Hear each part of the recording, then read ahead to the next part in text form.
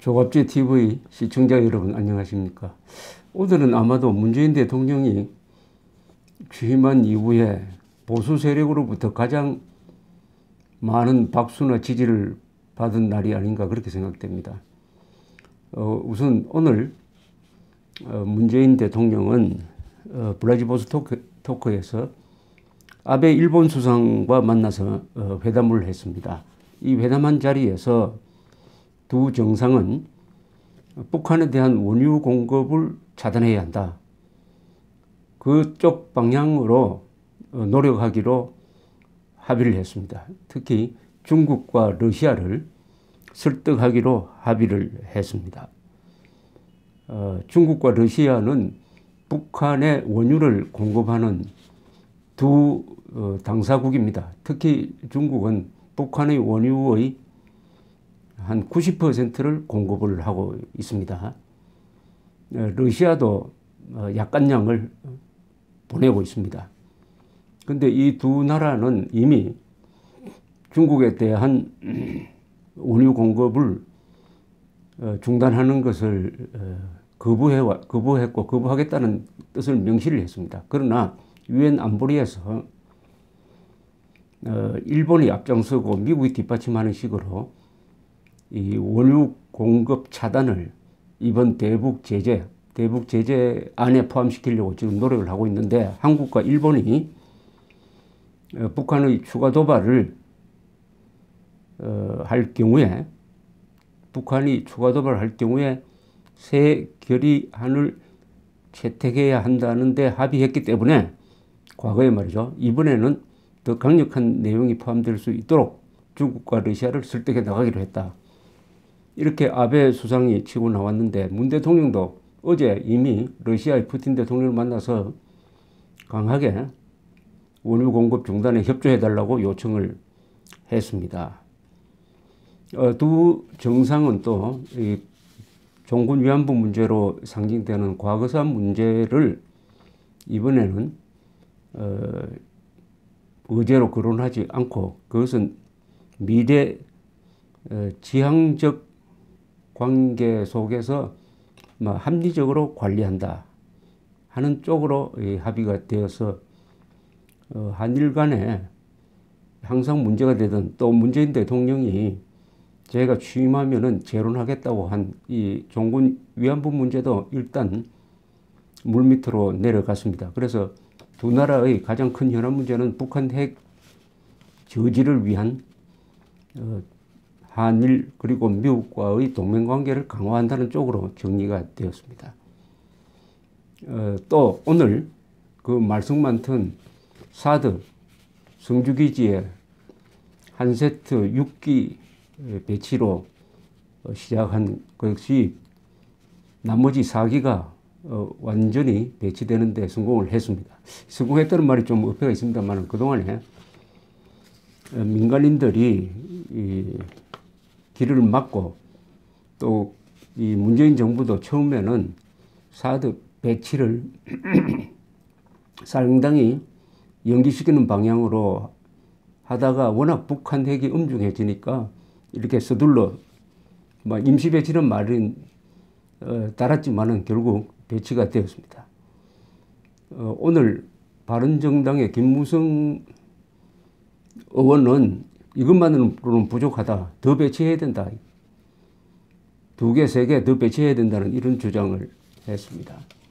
그리고 주호영 바른정당 대표도 전술핵을 재배치해야 한다, 그래서 한반도에 핵의 균형을 맞춰야 된다, 이런 식으로 이야기를 했고, 송영무 국방장관도 전술핵 재배치는 일리가 있다는 쪽으로 이야기를 하면서 아주 모처럼 여야 그리고 국민 보수 좌를 가리지 않고 문재인 대통령의 이 대북 정책에 힘을 실어주고 있는, 사실상 힘을 실어주고 있는 모양새입니다. 이건 상당히 긍정적인 면이 있다고 생각합니다. 흔히 안보에는 여야가 없다고 하지만 안보에는 또 좌우가 없어야죠, 사실은. 우리 5천만이 먹고 자고 살고 죽고 하는 이런 문제, 생활의 문제이기도 하고 생계의 문제이기도 하고 생존의 문제이기도 한 그 바탕에 있는 안보에 관한 하는 여야가 없어야 되는데 모처럼 그런 모습을 보여주었습니다. 이번에 사드 4기 배치가 간단하게 이루어졌습니다. 이것은 뭐냐? 국가가 결심하면은 막강한 공권력이 있으니까 이 반대 세력의 저항은 단숨에 간단하게 정리할 수 있다는 힘을 보여준 거죠. 다만 그 국가 공권력을 제대로 써야죠. 제대로 써야죠. 저 공동체의 적을 저지하고 뿌리 뽑는 데 써야죠. 그렇게 쓸 때 얼마나 강력한 것을 한 것인가를 잘 보여주었습니다. 사드 배치 사실은 이 문제는 끌고 부스럼을 만든 것이죠.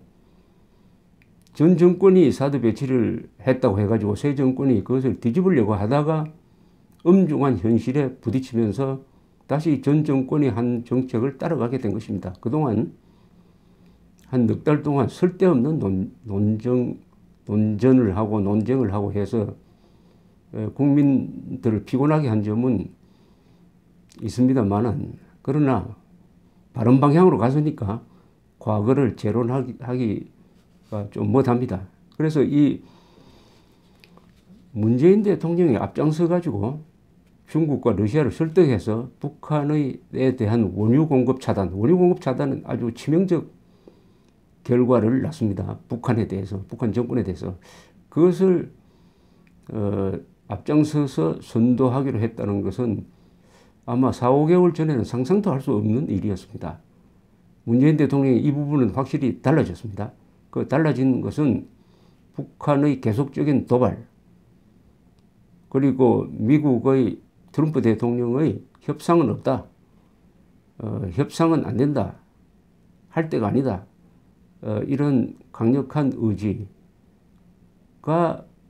문재인 대통령의 태도를 바꾼 면도 있겠지만 저는 문재인 대통령의 스스로의 판단에 의해서 이렇게 달라졌다고 생각하고 싶습니다. 사람은 달라져야 하고 달라질 수가 있습니다. 상황이 바뀌면 달라져야 됩니다. 그것은 변절이 아닙니다. 상황이 바뀌었는데도 달라지지 않으면 그게 바로 수구입니다. 수구 꼴통이라는 게 바로 그게 수구 꼴통입니다. 세상은 달라졌는데 아직도 이미 쓰레기통에 들어간 개업투쟁론을 가지고 정책을 편다든지 그 역사관을 가지고 대한민국의 건국을 부정한다든지 하는 그런 행위가 바로 수구 꼴통입니다. 수구 꼴통. 한국에서 진보라고 하면은 그 사람들이 자유를 이야기하지 않으니까 통일을 이야기하지 않고 오히려 통일해서는 안 된다는 쪽, 지금이 좋다는 쪽이니까 그것은 진보가 아니죠. 모르죠. 기준점을 북한으로 설정한다면 북한에 다가간다는 점에서는 그게 진보일 수도 있습니다. 그건 가짜죠. 항상 변하는 사람이 진보 세력입니다. 그런 점에서 저는 진보 세력을 자처하는 문재인 대통령이 변하는 그 모범을 보여주었으면 좋겠다는 이런 생각을 하면서 오늘 모처럼 문재인 대통령의 잘한 점을 이야기하게 돼서 저도 조금 안도가 됩니다. 이런 농담이 있습니다. 남이 깨면 플라이가 되고 내가 깨면 병아리가 된다.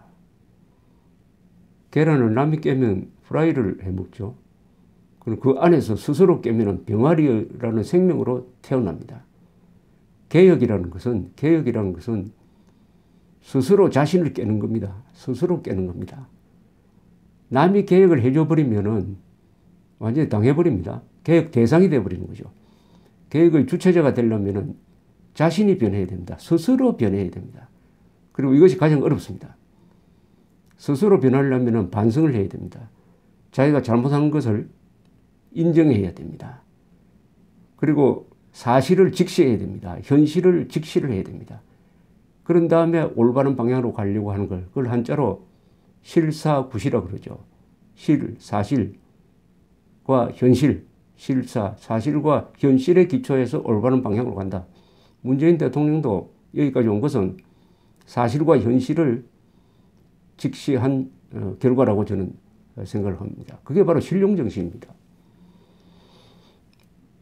닉슨 대통령이 1970년대 초에 한 정책을 흔히 데탕트라고 합니다. 즉 데탕트의 가장 핵심이 1950년 이후에 적대관계였던 20년 동안 적대관계였던 중국과 다시 교류하는 것이었습니다. 물론 수교는 다음 대통령 카터 때 했지만은 닉슨 대통령이 중국을 방문해서 모택동과 회담하고 그리고 키신저와 주얼레의 합의가 있어가지고 미국과 중국이 다시 20년 만에 교류하는 관계로 회복한 것. 이것을 출발점으로 해가지고 또 미국과 소련이 핵 무기 감축이라든지 이런 협상을 통해서 전쟁의 위험을 줄이는 방향. 이것을 흔히 데탕트랍니다. 데탕트, 유화. 이 데탕트를 주도한 사람이 그동안에 방공 지도자로 유명했던 닉슨이었습니다. 그래서 미국 여론이 데탕트를 따라갔습니다. 아, 보수주의자가 유명한 방공투사가 주도하는 유화 정책이니까 실수가 없겠지 이렇게 안심을 했던 것입니다.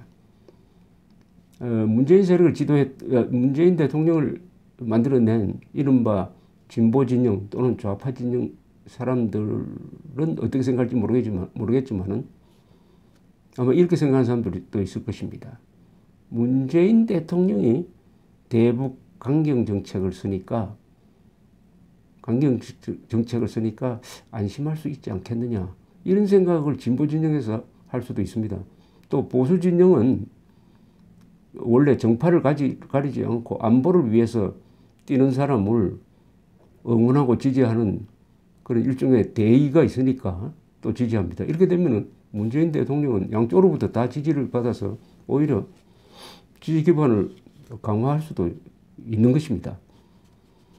원래 대통령이 되기 전에 가졌던 생각이 대통령이 된 다음에 달라져서 정책을 바꾸는 예는 몇 번 있었는데 우리나라에서 박정희 대통령이 바로 그렇게 한 사람입니다. 이 박정희 대통령은 5.16을 일으킬 때는 상당히 민족주의적인 생각이 많았습니다.